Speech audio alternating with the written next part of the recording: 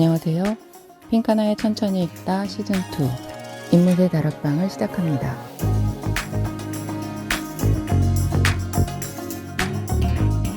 오늘은 빅터 프랭클의 죽음의 수용소에서 그 두 번째 시간인데요. 1부 뒷부분과 2부 그리고 3부 비극 속에서의 낙관까지를 모두 읽고 이야기 나눌 텐데요.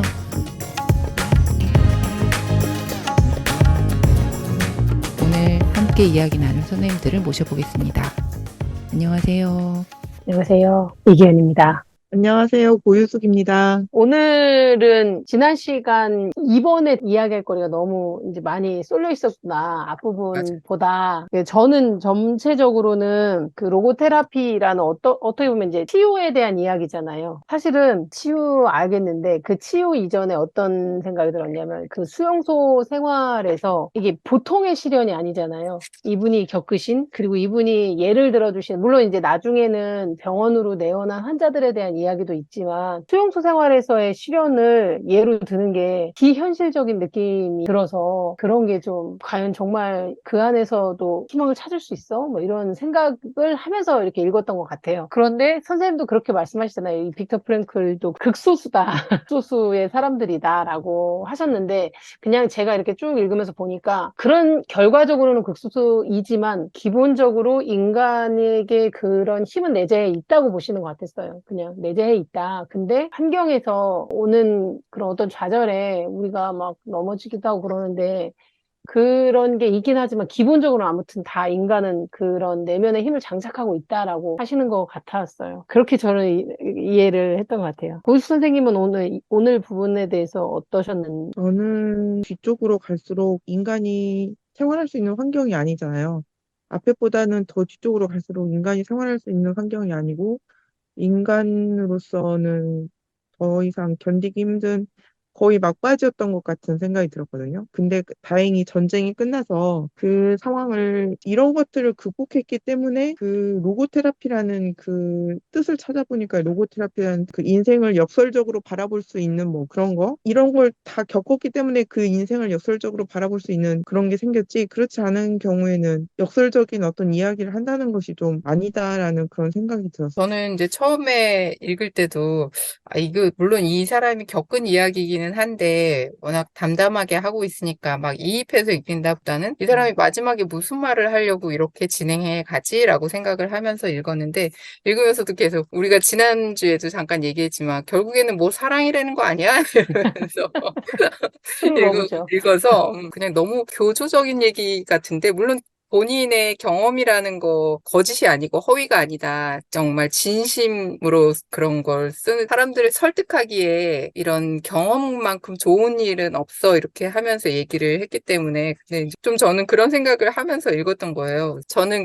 그래서 이 사람이 이 로고 테라피라는 걸 설명하기 위해서 앞에 글을 썼나? 이렇게 생각을 했는데 기현쌤은 그게 아니라 로고 테라피는 어쨌든 별개로 치고 수용소에서 겪은 것들을 통해서 이런 것들을 깨달았어. 이렇게 가는 거라고 봐서 근데 어쨌든 이 책이 제목이 뭐 미닝을 찾는 얘기니까 그래서 앞부분에 중점을 둔 게 맞고 2부에서도 왜 그렇게 쓰잖아요. 이 선생님이 사람들이 로고테라피가 뭐야 하고 소개를 정식으로 해달라고 해서 2부를 덧붙였다 이렇게 얘기를 하는데 왠지 저는 이제 계속 그렇게 생각이 되는 거예요. 이 사람이 로고테라피라는 걸 계속 이렇게 좀 사람들에게 알리기 위해서 이 책을 썼나 이런 생각을 계속해서 결론적으로 가고 있다. 계속 그렇게 그러니까 마무리를 짓기 위해서 이 책이 가고 있구나. 뭐 이렇게 생각이 되기도 하고. 저는 그 로고테라피 부분에서는 이게 어쨌든 이 정신과 의사잖아요.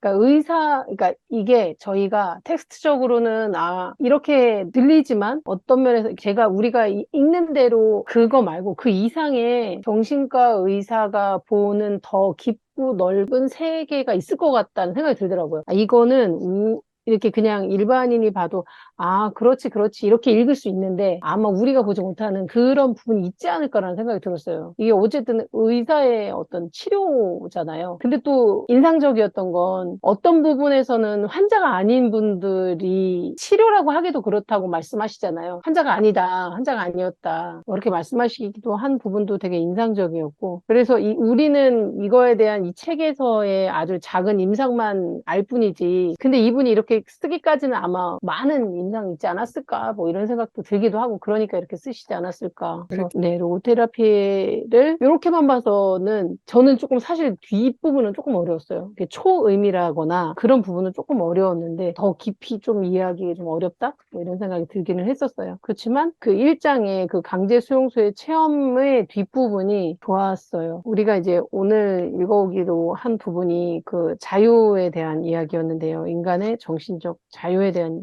이야기에서도 그 되게 이 부분이 추상적이라고 해야 되나? 우리가 주어진 환경에서 자신의 태도를 결정하고 자기 자신의 길을 선택할 수 있는 자유만은 빼앗아갈 수 없다. 그게 자유다 말씀하시는 것도 인상 깊었고 그리고 이제 그 뒷부분에서 109페이지에서 도스토옙키 인용하신 부분에서 내가 세상에서 한 가지 두려워하는 것이 있다면 그것은 내 고통이 없는 게 되는 것이다 라고 하셨잖아요.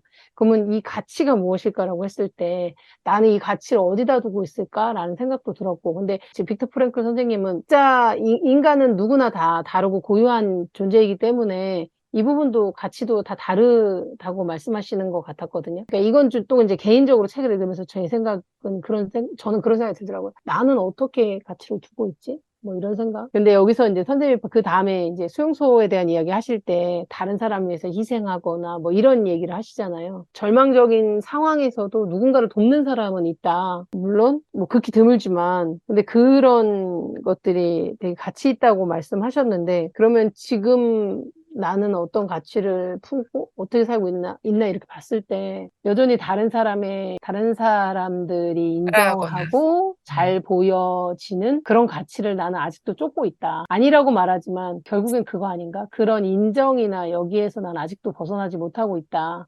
근데 이제 그걸 벗어나기 위해서 이렇게 책을 읽는다. 뭐 이런 생각이 들었고 가치를 찾는 것조차 어렵구나. 내 삶이 나한테 질문하는 것이 아닐까? 뭐 이런 생각도 들었고요. 그럼 나는 그 질문에 어떻게 대답할 것인가를 찾는 뭐 그런 거랑 또 비슷하다고 생각도 들었어요. 선생님들은 이 실현 부분에 대해서 자유나 실현에 대해서 어떻게 생각하셨어요? 실현이 꼭 있어야 될 것 같다는 생각도 들고. 물론 이 수용소의 실현은 우리가 상상할 수 없는 실현이기 때문에 여기에 비할 바는 아니지만 선생님 이 책에서도 그런 얘기 나오잖아요. 실현은 운명이고 죽음처럼 떼어놓을 수 없는 것이다. 인간 삶에서 필연적인 것이라고 말하잖아요. 실현이라는 게. 실현이 네. 꼭 있어야만 하는 건 아니야, 이런 아니죠. 네네네. 아니, 부분도 어떤 있었어요. 것을 넘어갈 때, 우리가 뭔가를 극복하고 넘어갈 때 꼭 실현만 있어서 되는 건 아니지만, 그렇지만 우리 삶에 실현이 없진 않잖아요. 늘 뭐 실현과 고통이 함께 하잖아요. 근데 그래서 이제 제가, 이분이 쓴 시련이라는 게 그 수용소에서 그 네. 고통받았던 그런 거잖아요. 그러니까 네네네. 그런 거를 시련이라고 해야 한다면 네. 우리가 일상에서 겪는 그런 자잘한 문제들 응. 이걸 시련이라고 할 수 있나? 이런 네, 생각은 할 수 좀 있죠, 할 들었어요, 수 있죠. 사실. 왜냐하면 그런 것 우리 같아요. 그게 이제 사이즈로 보면 그렇긴 한데, 이거를 여기서도 그러잖아요. 인간마다 다 겪는 건 다 다르잖아요. 자기만의 태도나 생활 방식은 다 다를 것 같아요. 삶에 대한 방식은. 근데 내가 시련이 작다고 해서 그게 시련이 아닌 건 아닌 것 같아요. 내가 겪는데 죽을 것 같을 수 있잖아요. 근데 나는 평소에는 무슨 생각이 드냐면 나만 시련에 걸리고 다른 사람들은 시련에 안 걸리는 것 같은 느낌이 드는 거예요. 나만 맨날 시련을 당하고 나에게만 시련이 오고 다른 사람들은 시련도 없이 그냥 잘 사는 것 같은데 그런 생각이 드는 거예요. 그거 어떻게 해야 돼? 그게 그래서 제일 어려운 생각이긴 하죠. 왜 어, 나만 힘들어? 이렇게 그럼, 생각할 때 제일 힘들잖아요. 그 기현쌤이 말씀하실 때 생각이 난 건데, 고통이라는 건 상대적이어서 아주 조금 작은 고통인 것도 어떤 사람에게는 굉장히 크게 꽉 차는 영혼을 전체를 가득 채우는 것처럼 네네. 느껴진다 이런 표현이 있었던 것 같겠는데 금방 말을 하면서 그 부분이 이제 생각이 난 거예요. 아니 강제 수용소에서 겪는 그런 걸 실현이라고 말씀하셨는데 내가 일상에서 겪는 작은 고통들을 가지고 이거를 실현이라고 하기엔 너무 민망한 거 아니야? 아니야, 이렇게 아니야. 너무 생각이 들기도 도덕적이신 거야. 했는데 그렇지만 사람마다 각자 상대적인 고통이 있는 거고 그런 것들은 그럼요. 그럼요. 아주 작은 것이라 해도 내 영혼을 가득 채울 수 있으면 가득 채우게 된다면 그것 때문에 내 삶이 망가지기도 한다는 얘기잖아요. 그래서 네. 이제 뒤에 임상 얘기 막 이런 거 할 때 사람들 앞에 가면 얼굴이 빨개져 막 이런 걸로 그 고통을 받는 사람이니까 그것도 사실은 되게 큰 고통일 수 있는 거잖아 그 맞아요. 사람한테는 그 갑자기. 영화도 있잖아요. 왜 얼굴, 홍당무라는 영화, 얼굴 맨날 맞아, 빨개지잖아. 맞아, 맞아. 근데 저 한 30대 초반까지 진짜 그런 병이라기보다는 심리적인 불안감이 있어서 누구 앞에 가면 얼굴이 되게 빨개지는 거예요. 너무 싫은데 이게 너무 다 들통이 나버리는 거예요. 사람들 앞에서. 그 사람은 아무것도 안 해. 그냥 옆에 가기만 하면 얼굴이 빨개져. 그럼 이 사람이 남자면 되게 오해하잖아요. 내가 뭐 이렇게. 오해 안 했는데 선생님 그렇게 생각했을 수도 그럴 수도 있어. 있어요. 근데 정말 얼굴이 귀까지 빨개지는 거예요. 그러니까 이게 왜 그러냐면 내가 어떤 마음을 들킨 거 아니야 라고 했을 때. 그러니까 이 사람에 대한 어떤 감정이 뭐가 있냐를 다 떠나서 내가 이 사람을 어떻게 생각하는데 그거 들킨 거 아니야 이런 마음이 들면 얼굴 빨개지는 거예요. 그러니까 되게 괴로웠죠. 숨기지를 못하니까. 그래서 저는 그때 30대 초반에 나 빨리 아줌마 되고 싶어 이런 생각했었거든요. 지금은 안 빨개집니다. 안 빨개져요? 선생님 스스로 이 로고 테라피에서 얘기하고 있는 그런 거를 무의식 중에 행하고 있었던 걸 수도 있겠네요. 아, 그죠? 선생님, 여기 여기서, 치료법에 그거 나오잖아요. 왜 여기 음, 로고테라피에서 그러니까, 어떤 사람 치료하신 거 그거 있었잖아요. 음, 먼저 말하라고, 먼저. 그러니까, 어, 어차피 그랬더니, 뭐, 난 그래. 이렇게 어, 얘기하면 그렇게 안 된다는 거잖아. 맞아요, 그러니까, 맞아요, 맞아요. 선생님이 이 로고 테라피라는 개념을 알고 있지는 않았지만, 무의식 중에 스스로 자기를 네네. 치유하려는 방향으로 가고 있었던 거지.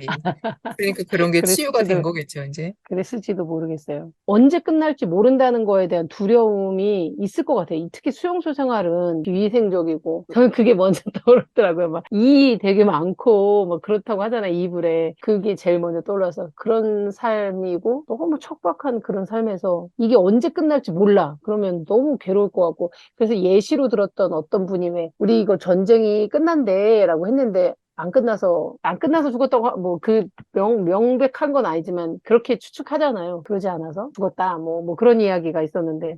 그래서 막연한 희망은 오히려 네네. 더 안 맞아요. 좋다. 네네. 좌절감을 준다. 그래서 이런 고통이 언젠가는 끝난다라는 걸 앞에 비유적으로 얘기할 때 그러잖아요. 치과에 가서 기다릴 때 맞아요, 맞아요. 치과에 누울 때는 공포스럽지만 이렇게 하고 있으면 결국에는 치료가 끝난다. 언젠가는 끝난다. 그래서 이제 이런 모든 고통이 언젠가는 끝난다라고 생각하면 이제 견디기가 쉬운데 이런 수용 생활 같은 경우에는 수용소에서 언제 끝날지 알 수 없었기 때문에 그게 더 고통스럽다. 이렇게 얘기를 하는 건데 근데 지금 선생님 말씀 들을 때 난 든 생각인데 보통은 끝난다라는 생각을 하면 그게 이제 그나마 마음에 위안이 되고 지금 내가 힘든 것도 언젠가는 끝이 나라는 마음으로 견딜 수가 있는데 삶도 언젠가는 끝나잖아요. 근데 우리는 삶이 언제 끝날 거라고 생각하지 않고 살잖아요. 이거하고 반대 아니야? 반대의 경우인 거죠. 고통은 언젠가 네. 끝날 거야. 그래서 견딜 수 있어. 근데 네. 삶은 언젠가 끝날 건데 근데 그걸 그거를 선생님 몰라서 이렇게 견딜 수 있어. 이렇게 되는 거 아니에요? 근데 그게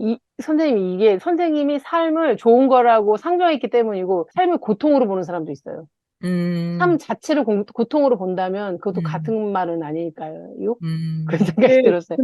근데 제가 살아보면 삶 자체가 고통이라고, 삶이 이꼴 고통이라고만 얘기할 수는 없는 것 같아요. 삶을 그렇죠. 고통으로 놓아두지 않았기 때문에 이것이 언젠가 끝날 거라는 그런 예측을 하지는 않는 것 같아요. 삶은 고통이 아니고 삶을 산다고 하는 것은 그 안에 즐거움도 많이 있고요. 아, 그죠? 그렇죠. 네. 그죠. 그래서 고통이, 그것이 언젠가 끝나야 하는 그런 삶은 아니고, 여기서 일시적인 끝을 알 수 없는 일시적인 삶이라고 했는데, 이거는 이 사람이 겪었던 아주 특수한 상황인 것 같아요. 이 사람이 겪을 수밖에 없었던 거죠. 있다 보면 그런 사람들 나오잖아요. 또 다 포기해버린 사람, 어느 순간 모든 걸 포기해버린 사람들, 그냥 자기가 싼 그 대변과 소변 위에 누워 있으면서 절대 일어나려고 하지 않는 사람들, 그런 사람들의 삶이 보이는데, 우리가 알고 있는 우리의 삶은 이런 삶은 아니었다라는 생각이 들어요. 이 사람이 그 과정에서 겪었던 그 삶은 지금의 우리의 삶과 비교할 수 없는, 비교가 안 되는 그런 거 아니었을까, 그런 생각이 들더라고요. 118페이지에 요 부분도 인상적이었던 것 같아요. 그 미래와 과거에 대한 이야기. 우리도 삶을 살면서 과거만 회상하는 경우도 그런 사람도 있는 것 같아요. 과거 나 옛날에 이랬지. 뭐 이게 과거의 얼마 영광만을 끌어안고 어 사는 사람들이 있죠. 그럴 수 있을 것 같아요. 지금 현실이 너무 고통스러우면 과거에 벗어나기 힘들 것 같다는 생각이 들긴 해요. 미래에 대한 이야기는 어떠셨어요, 선생님들? 이제 수용소의 이야기라고 생각을 하면서 읽으면 이제 또 그런데 그 우리 삶으로 이제 가져왔을 때는 그냥 음, 일반적으로 하는 말이잖아요. 네가 음, 앞으로 어떻게 살지를 생각해야 너의 삶을 네가 꾸려갈 수 있어 하면서 계속 우리가 이제 사회적으로도 얘기하는 게 그거잖아요. 미래를 음, 너의 미래를 준비해야 돼. 지금 학교 다닐 때는 미래를 위해서 열심히 공부를 해야 되고 그래서 계속 이렇게 가야 되니까 또 이게 자칫 잘못하면 그런 음, 우리가 학교에서 배우는 미래를 음, 준비해야 돼. 미래를 준비하기 위해서 음, 현재를 저당 잡혀야 돼. 뭐 이런 식으로 갈 수도 있겠다. 그렇게 이해할 수도 있겠다. 이런 맞아요, 생각이 맞아요. 드는데 그건 아니잖아요, 사실은. 그러니까 네네, 이 네. 사람이 극한의 상황에 처했을 때 그런 혹은 그런 환자들을 대상으로 봤을 때 삶의 의지를 잃어버린 사람들에게 뭔가 희망을 주기 위해서 미래에 대한 믿음을 심어줘야 된다. 이렇게 설명을 하고 있는데, 그래서 그거는 조금 뻔한 얘기 아니야? 이런 생각이 맞아요, 살짝 맞아요. 들기도 하고, 저도. 그런데 이제 이 사람이 여기서는 이제 자기는 이 사람이 겪은 상황은 정말 우리가 상상할 수 없는 상황이니까, 그래서 거기서 자기는 미래에 자기가 이런 걸 강의하는 그런 상황을 떠올렸고, 그래서 마치 그게 과거에 일어난 것처럼 생각했기 때문에 그 일을 위해서 고통을 견딜 수 있었다. 견디고 이렇게 갈 수 음, 있었다. 뭐 이렇게 얘기를 하고 있는데 음, 아무튼 이게 저는 읽으면서도 계속 앞부분에서도 물론 이 사람이 담담하게 얘기하고 있으니까 예상했던 것만큼 엄청 슬프거나 하지 않다. 그래서 사람을 감정적으로 막 이렇게 그러는 책은 아니구나라고 생각을 했는데 오히려 그래서 그랬는지 모르겠는데 뒤로 갈수록 점점 더 너무 뻔한 얘기 아니야? 이 책에서만 하는 얘기가 아니잖아. 이런 생각이 살짝 들기도 하고, 이게 이제 저번에도 잠깐 얘기했지만, 원제는 맨 서치 포 미닝인데, 우리나라에서는 죽음의 수용소에서라는 자극적인 제목으로 나왔잖아요. 이 사람이 하고 싶었던 얘기는 인간에게 삶의 의미는 무엇이지? 이런 얘기를 하고 싶었던 것 같은데, 죽음의 수용소라는데 이게 방점이 찍혀버리니까 내용하고 괴리가 좀 있는 것도 같고, 아니면 너무나 실현 앞에서 인간이 어떻게 되는가 하는 너무나 뻔한 얘기를 하는 건가? 이런 생각도 들고, 좀 저는 그랬어요. 읽으면서 그런 예상하지 못했던 그런 감정들을 맞아요, 느꼈던 것 맞아요. 같아요. 프레몰 레비의 이것이 인간인가, 그것보다는 이 책에서 다루고 있는 그 수용소에서의 내용이 훨씬 더 작고 좀 더 담담하고, 우리가 보면은 죽음의 수용소였으니까 죽을 만큼 뭐 괴로운 뭔가 막 이런 게 나와야 될 것 같은데 그런 것도 별로 안 나오고 그러는 것 같아요. 이 사람이 마지막에 말하려는 게 삶의 의미는 중요하다. 음, 삶의 의미를 찾아가는 게 로고테라피다라는 얘기를 하기 위해서 그 음, 앞에 것들을 이제 예를 들어서 설명을 하고 하다 보니까 워낙 담담하게 얘기를 하고 또 읽는 독자로 하여금 이 상황에 깊이 빠져들지 않고 초월해서 볼 수 있게 해주는 그런 장치인 것 같아요. 뒤에도 왜 그런 말 하잖아요. 자기 삶에 대해서 초월할 수 있는 그런 관점을 가져야 된다. 그러니까 이 사람의 삶을 보면서 이 사람의 삶에 깊이 이입을 하지 말고 이 사람이 이렇게 살아왔는데도 지금은 삶이 이렇게 이어지고 있어라는 그 마치 내 삶을 멀리서 보는 것처럼 그런 관점을 가졌으면 하는 그런 마음으로 썼다고 생각이 되는데 그런데도 저는 계속 왜 이렇게 교조적인 책이었어? 이런 생각이 계속 맞아요, 들고 맞아요. 그랬어요. 근데 근데 이제, 우리가 삶의 의미를 음, 찾는 게 쉽지 않잖아요. 그러니까 어디에다가 지금 내가 현재 어디에다가 중심을 두고 삶을 살아가느냐에 있어서 삶의 의미가 생기는 거잖아요. 근데 이제 이번에 시험 문제를 내면서 뭘 느꼈냐면 그 시험 문제를 좀 쉽게 낸 거예요, 제가. 쉽게 냈더니 이제 선생님, 밖에서 온갖 잡다한 내가 왜 시험 문제를 쉽게 냈지? 킬링문항, 얘네들이 다 그 그 시험 문제를 다 맞춰가지고 100점짜리가 한 10명쯤 나오면 어떻게 하지? 막 이게 변별력이 없어서 애들이 재시험을 보자고 하면 어떻게 하지? 막 이런 생각들이 그 한 이틀간을 막 그것 때문에 막 너무 괴로워 죽겠는 거예요. 나 이제 선생님 그만해야 되는가? 이런 생각. 시련이군요. 교무실에 앉아가지고 선생님 몇 분 안 앉아 계시는데 그 이야기를 했더니 선생님, 선생님만 그러는 거 아니에요. 다른 선생님들도 선생님들이면 시험 문제를 내면 다 그런 과정을 겪는 것이다라고 얘기했을 때 그때는 삶의 의미를 어디에다가 두고 있는 것인가? 라는 거죠. 내 삶의 의미가 내가 선생님인 것에 내 삶의 의미를 두고 있는가? 그럼 지금 나는 어디에다가 삶의 의미를 두고 살아가고 있는 것인가? 이런 생각이 들더라고요. 그래서 삶의 의미를 찾는 것이 이것이 나의 삶의 의미야라고 얘기할 수 있는 딱 한 가지 조건을 찾으라면 그 한 가지 조건만 찾기는 힘들지 않을까요? 여러 가지의 의미가 모여서 그 사람의 정체성이 되고 그 사람의 삶의 의미가 되는 그런 과정들이 있는 것 같아요. 삶의 의미라고 하는 게. 그래서 이제 여기에서도 그 삶의 의미를 찾는 방식이 세 가지 있다. 음, 그렇게 예를 들어주잖아요. 뭐 첫 번째는 어떤 창조적인 일을 하는 거. 보통 우리들은 잘 그런 걸 모르지만 뭐 예술가라던가 뭐 이런 굉장히 특별한 사람들, 진짜 천재들 이런 사람들한테는 그게 삶의 의미일 수도 있잖아요. 두 번째로는 뭐 어떤 경험을 하거나 어떤 사람을 만나거나 사람을 체험하는 거니까 뭐 결국에는 그게 사랑하는 거다. 어떤 한 대상을 유일한 존재로 느끼는 그런 사랑을 하는 거다. 그리고 세 번째는 시련을 겪었을 때 그 시련 안에서 어떤 것을 선택할 것이냐, 거기에서 의미를 찾는다, 뭐 이렇게 얘기를 하는데 요즘 사람들은 그 실존적 공허에 빠져 음, 있다. 음. 그 실존적 공허에 빠진 사람들이 삶의 의미를 계속해서 물어보는데 본인의 삶의 의미를 찾지 못해서 그러는데 그걸 물어보는데 그 물어보는 네가 바로 삶의 주체잖아. 이렇게 얘기를 하는 거잖아요.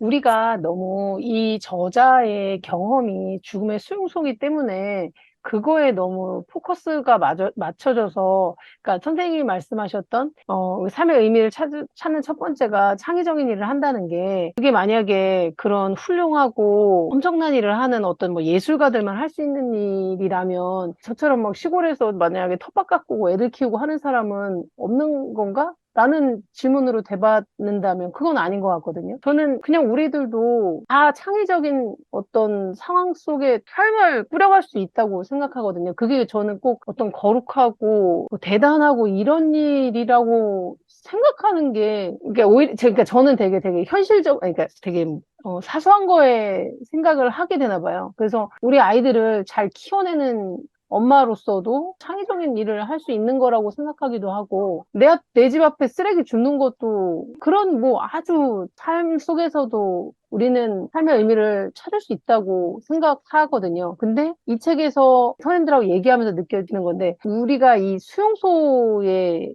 예를 드시는 선생님이기 때문에 왠지 거기에 도달해야 될 것만 같은 생각을 하고 있는 건 아닐까? 뭐 이런 생각이 들었어요. 충분히 그냥 시골 안악내의 할머니의 삶 속에도 거룩한 일들은 분명히 있다고 생각하고, 또 한편으로는 교수님 말씀하신, 저는 이 책에서 그 책임감이라는 게 가장 이렇게 삶의 의미에서 책임감이 되게 가장 크게 와 닿았는데, 나의 책임이 무엇인가를 계속 거듭해서 생각해 보면서 가는 것 또한 거기에서도 의미를 찾고 창의적인 어떤 일을 우리가 계속 생각해 볼 수 있지 않나? 뭐 이런 생각도 들긴 하거든요.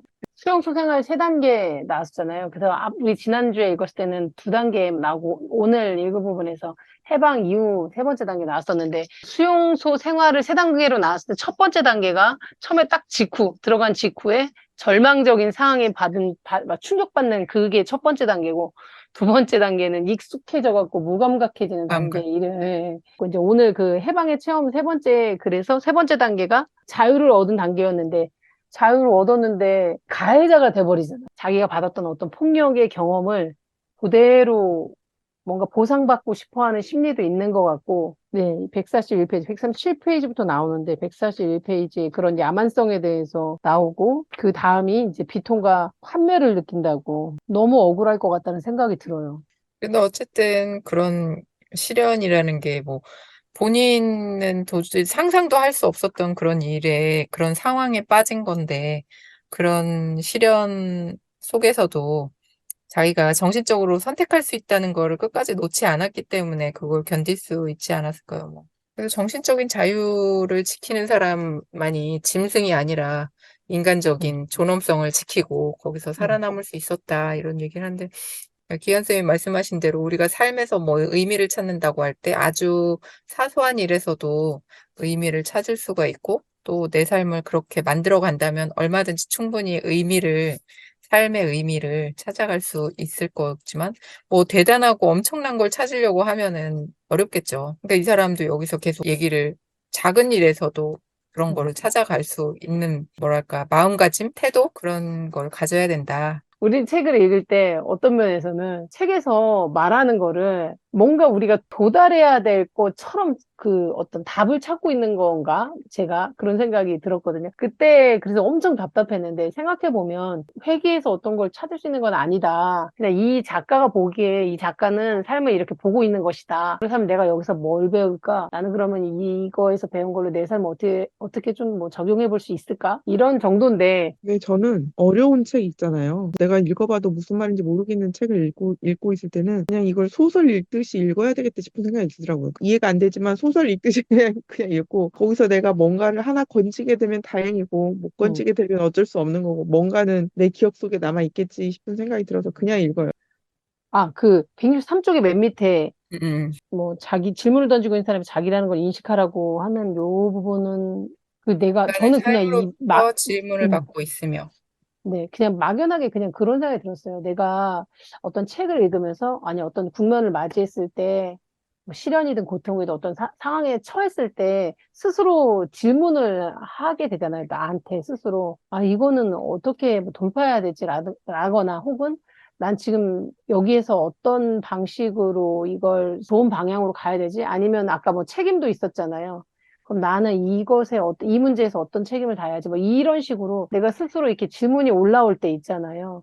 그 질문이 올라올 때 내가 대답을 찾아가는 과정을 이야기하는 것 같았거든요. 그러니까 아예 뭐 질문을 하지 마, 처음에는 그건 줄 알았는데, 질문 자체를 하지 마, 이런 건 줄 알았는데, 그런 건 아니고, 삶의 어떤 국면에서 올라오는 나의 질문들에 내가 대답을 찾는 거? 스스로 찾아야 되잖아요, 사실. 나 사실 왜 살지? 라고 예를 들어서, 나 여기서 어떻게 해야 되지? 어떻게 가야 되지? 나 정말 아무것도 모르겠는데 어떻게 하면 좋지? 뭐 이렇게 힘들고 어쩌고 이런 상황에서도 어떤 질문을 내가 스스로 답을 찾아 나가는 것? 내가 추구하는 가치에 따라서?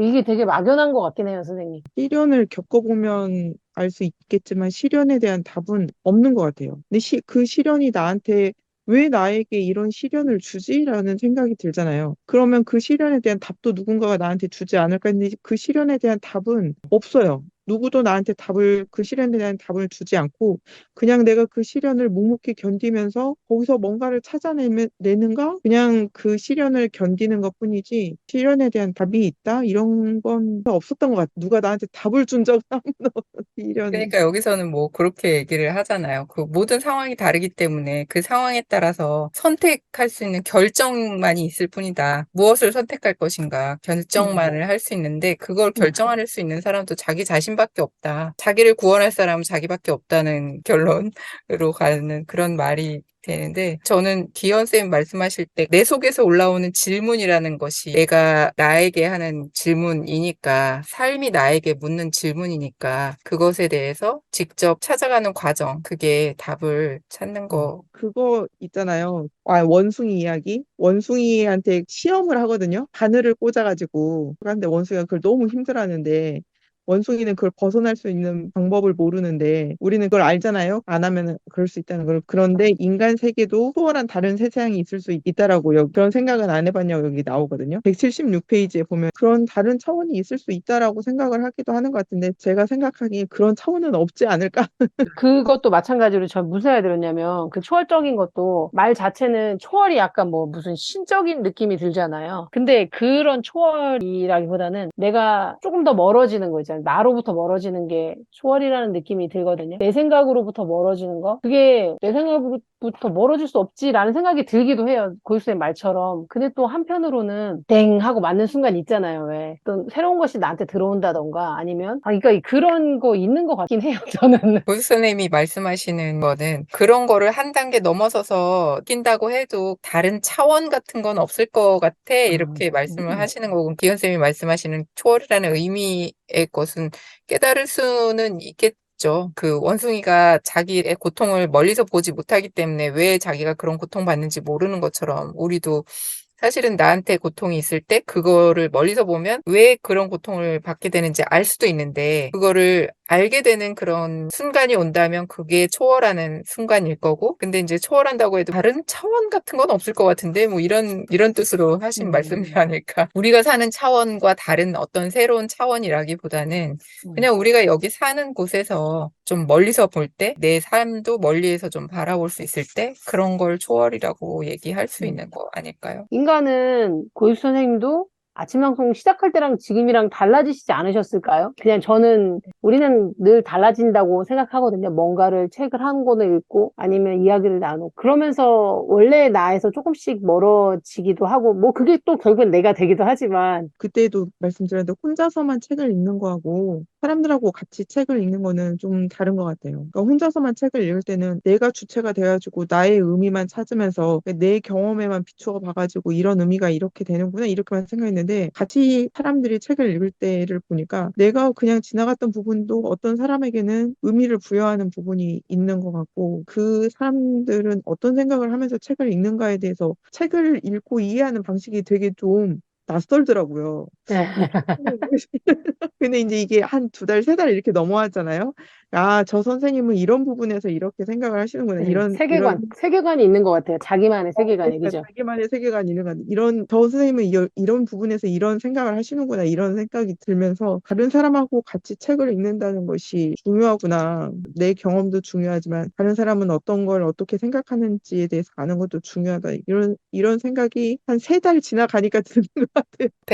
165페이지 맨 밑에 보면 이게 존재의 본질 거기 파트인데 진정한 삶의 의미는 인간 내면이나 정신에서 찾을 것이 아니라 이 세상에서 찾아야 한다는 것이다. 이런 구조적 특성을 나는 인간 존재의 자기 초월이라고 이름 지었다. 그러면서 여기 사람이 자기 자신을 잊으면 잊을수록 스스로 봉사할 이유를 찾거나 누군가에게 사랑을 주는 것을 통해 더 인간다워지며 자기 자신을 더 잘 실현시킬 수 있게 된다. 라고 얘기를 하는데 어떻게 보면 자기 자아를 비우는 거 이런 거하고 연결되는 맞아. 우리 전에 마음의 진보에서도 연결이 되는 아니, 나를 어떻게 잊냐고. 여기 이렇게 내가 있는데 어떻게 나를 잊겠습니까? 라고 생각을 반문을 하면서 읽긴 했는데, 아니, 근데 무슨 뜻인지는 알지만, 진짜 어려운 일이라는 생각이 들고, 156페이지에 로고테라피는 환자 스스로 삶의 의미를 찾도록 도와주는 것을 과제로 삼는다. 그렇게 하려면 환자의 실존 안에 숨겨진 로고스를 스스로 깨닫도록 해야 하는데, 이것은 상당한 분석 과정을 필요로 한다라고 했을 때, 책의 그 3장에 보면 실제 어떤 사람들에게 어떤 이야기를 해서 그 사람의 어떤 정신적 부분을 고치게 되었는지 이야기가 나오잖아요. 근데 그런 부분들도 읽을 때 보면은 저런 생각을 어떻게 할 수 있을까 이런 생각이 좀 들더라고요. 근데 우리는 실제로 병을 고칠 때 그런 역설적인 부분으로 병을 고치려고 하지 않잖아요. 대부분은 맞아요. 좀 순리를 따라가면서 병을 고치려고 하는 거지. 근데 이 사람은 이렇게 해가지고 병을 고쳤다라고 생각을 하면 그 되게 신기하더라고요. 어떻게 저런 생각을 할 수 있었을까? 계속해서 이 사람은 그 로고 테라피를 하는 데 있어서 삶의 의미를 찾으라고 계속 얘기를 하고 있거든요. 저는 이 책 전체에서 딱 하나를 키워드를 한다면 저는 그 책임이었던 것 같아요. 이게 아마 평소에도 저한테 꽂히는 거였을 제 세계관 같이 이렇게 통해서 그럴 수도 있는데 내 삶에 어떤 책임을 가지고 갈 것인가 그 책임이 누군가 부여하는 그런 책임이 아니라 나는 뭐를 해서 좋지? 내가 뭐를 하고 싶지? 나는 이 삶을 어떻게 꾸려갈 거야. 뭐 이런 그런 책임이 그렇게 보았을 때 내가 무엇을 할 수 있다고 내 능력을 이렇게 가지고 가겠다는 이 마음이 그런 어떤 그냥 그게 되게 촛불 같은 느낌도 들고요. 빛 같은 느낌이 들기도 하고 그런 책임이 나의 삶을 이어갈 수 있는 어떤 빛이라는 느낌이 들어서 여기서도 로고테라피에서는 책임감을 인간 존재의 본질로 본다고 하잖아요. 그래서 책임감을 가진 인간으로 살기 위해서 삶의 의미를 찾아간다는 거가 그렇게 연결이 되는 것 같은데 아무튼 쉽게 읽힌다고 생각했지만 뒤로 갈수록 그래서 어떡하라는 거지? 이런 생각이 많이 들고 우리가 삶에서 작은 의미를 찾는 것도 거룩할 수 있다라고 얘기를 하는데 보통은 그렇잖아요. 뭐 어떤 특별한 일을 하고 싶어. 그러니까 저 사람은 태어났을 때부터 저런 목표를 갖고 있었나? 이런 생각 드는 사람이 있으면 되게 부럽잖아요. 내가 뭘 해야 될지 잘 모르겠을 때 어떤 사람은 막 태어나면서부터 뭔가를 해야 될 것처럼 막 사명을 갖고 태어난 것 같은 그런 사람들 있잖아요. 그러면 저 사람은 참 목표가 명확해서 좋겠다. 부럽기도 하고, 뭘 창조해야 되는지 알고 있는 사람이구나, 이런 생각이 드는데, 만약에 내가 뭐를 창조를 해야 된다고 한다면, 그게 뭘까? 내 삶을 가치 있게 하고 싶다면, 그게 뭘까? 이런 생각을 계속 끊임없이 하면서 사는데도 그게 맞아요. 뭔지를 찾을 수가 없으니까, 막 빅터 프랭클처럼 죽음의 고통 속에서도 원고를 써야겠어라는 그런 의미 하나를 붙잡고 막 이렇게 가는 사람이 너무나 명확한 그게 드러나 있잖아요. 그런 사람들 보면 진짜, 부러운데? 왜 나는 아니, 그런 게 근데, 없을까? 이제 이 선생님들하고 얘기하는 건 사실 토론할 때도 그렇잖아요. 내가 무슨 말 하는지 모르면서 말할 몰라. 때도 있고, 또 시간이 지나면, 그거 아닌데, 이런 생각 들기도 하는데, 그럼에도 불구하고, 이런 걸 한번 방송으로 만들어 볼까? 용기를 냈던 거는 나름의 지금 우리가 이렇게 하고 있는 과정에 대한 가치, 그런 것들을 알게 되어서 그런 걸 수도 있고, 여러 가지 이유가 있는 것 같아요. 우리는 다 변한다. 그러니까. 괜찮다, 그냥. 네. 그래서 대작가들도 과거에 썼던 걸, 저기도 그러잖아요. 지난번에 읽었던 카렌 암스트롱도 자기 책, 예전 책 실어갖고 다시 쓴 음. 거잖아요. 창피해갖고. 그런 대작가들도 그러니까 뭐 우리는 당연한 거고, 음. 모든 사람은 다 변하니까. 제 삶이 너무 좋고, 그래서 나는 막 너무 빨리 50 빨리 되고 싶다, 뭐 이런 생각이 들 정도로. 빨리 되기 뭐 좀 그렇긴 하지만, 50대가 기대된다? 이런 생각이 돼요. 그게 여기 그 삶의 일회성이라고 네네네. 178페이지에 나와 있는데 저도 되게 이거를 여기서 이 사람이 그 과거라는 과거에 고정시킨다라는 말을 하더라고요.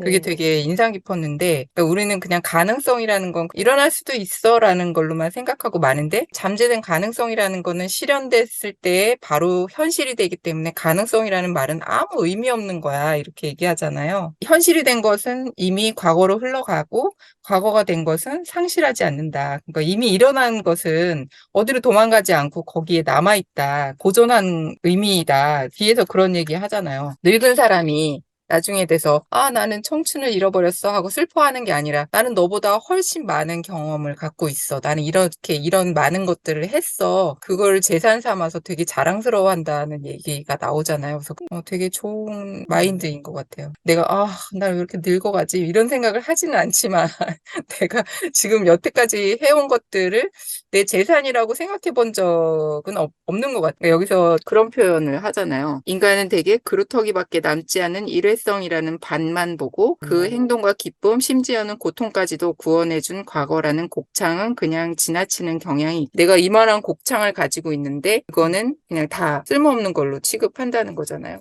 세상 쓸데없는 방송 같은 거 아무도 듣는 사람 없는 방송 같은 것도 사실은 그냥 내가 이만큼 나이 먹으면서 내가 그동안 쌓아온 거야. 사실 쓸 때는 하나도 없어. 돈도 안 돼. 얼마나 그렇지. 재밌어. 그렇지만 내가 갖고 있는 거야. 이미 가진 것이기 때문에 어디로 사라지지도 않아. 내가 갖고 있는 나의 재산이야. 누구도 빼앗을 수 없어. 뭐 이런 마음을 주는 거? 그런 게 바로 삶의 의미가 네네. 되는 게 아닐까. 로고테라피, 계속 그 로고테라피가, 저는 로고테라피에서는 그 미래라는 단어가 되게 중요하게 다가왔었는데, 과거에 사로잡히지 않는다는 게 어떤 면에서는 우리 자기 어제의 나를 고집하지 않는 자기 초월성으로 또 이야기가 될 수 있을 것 같아서, 이 얘기가 뒤에 비극 속에서의 낙관 네네네. 215페이지에도 나오는데 네. 앞에도 이 얘기 한번 나오잖아요. 비극 속에서의 낙관은 앞에 이야기를 이렇게 하나로 뭉쳐서 어디서 이제 강연한 거를 쓴 네네, 거라서 맞습니다. 내용이 네. 반복되는 게 또 많이 나오더라고요. 네네. 여기서는 그 얘기를 하잖아요. 두 번째 인생을 사는 것처럼 살아라. 그리고 당신이 지금 막 하려고 하는 행동이 첫 번째 인생에서 그릇되게 했던 바로 그 행동이라고 생각하라. 이게 행동 지침이랄까 뭐 그런 거라고 하니까 어떤 결정을 해야 될 때 이렇게 생각하면 좀 도움이 될 수도 있겠다 이런 생각이 그럼 그러면 왠지 아마 조금 더 좀 책임감 잘해요. 같은 거를 가질 수도 있을 것 네네. 같아요. 저번에 잘 못해서 실패했지. 이번에 좀 더 잘해봐야겠어. 뭐 예를 들어. 책이 재미있었어요. 읽으면서 이런 삶을 견뎌낸 사람도 있는데 내 삶은 뜸이야. 이런 생각이 들기도 하고. 이 빅터 프랭클이라는 사람이 자신의 시련을 받아들이는 방식을 보면서 약간 다른 세계에 이야기를 하는 것 같다. 내가 가지고 있었던 어떤 시련을 받아들이는 방식과 이 사람이 가지고 있는 시련을 받아들이는 방식은 다르구나. 그런 생각이 좀 들었던 것 같아요. 다음 주에 그럼에도 삶의 예라고 답할 때 제목이 너무 책을 읽고 싶게 만들지만 아직 읽지 않았습니다. 그래서 네, 너무 행복했습니다, 선생님. 다음 다음 주에 주에 또 뵙겠습니다. 만나요. 감사합니다. 수고하셨습니다.